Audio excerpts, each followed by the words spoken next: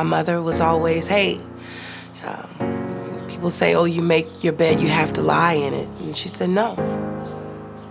You just get up and make it all over again. Hey, how's it going? Going great. Would you represent us? Oh, thank you. Here, good seeing you. I was involved in the community growing up. It was ingrained in me. My grandmother had me, I was secretary of our local chamber of commerce at the age of 13. So being civically engaged and civically minded was how I was brought up. So when I moved to New Orleans and attended Xavier, I saw disparities around me.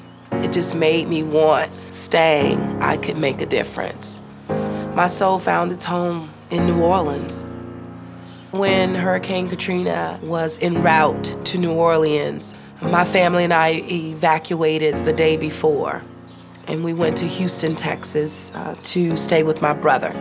And we were there when the storm passed, and also we were there when the levees failed. And seeing people suffering, asking for help, asking for water, and the help just didn't come. So it was kind of surreal, unimaginable, or even unbelievable that was actually happening. On the front page of our local newspaper, green dots. These neighborhoods not return and they become drainage parks. And one was Broadmoor. The silence is quiet, and it feels like it's getting hard to breathe. And I know you feel like dying, but I promise we would take the world to its feet. We had to prove our viability. If 51% of the people in your community wanted to come back, then your neighborhood would be deemed viable. 300 people participated in the rally.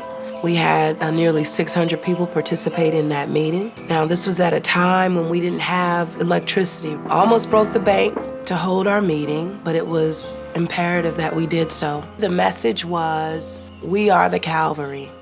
And so unanimously, the community stood up and said that Broadmoor lives. We met hundreds of times, countless hours. We raised millions of dollars as a community. And as we were told no, we said yes. We were told no, that our public school wasn't coming back. And we said, oh, yes, it will. And it was from that point forward we began to organize ourselves and lead this neighborhood through a recovery. And before we knew it, we were actually leading the city of New Orleans in recovery. How's it going, Ms. Jones? Going wonderful, because I enjoy meeting people. That's my thing. She is a phenomenal woman. And we'll rise up. I think that Broadmoor came back faster because Broadmoor was organized and Broadmoor had strong leadership. And we had people who were willing to put skin in the game.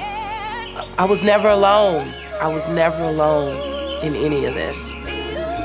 And it's not just the physical, it's the spiritual, it's the emotional, it's the people that we will continue to rise up and we will be better.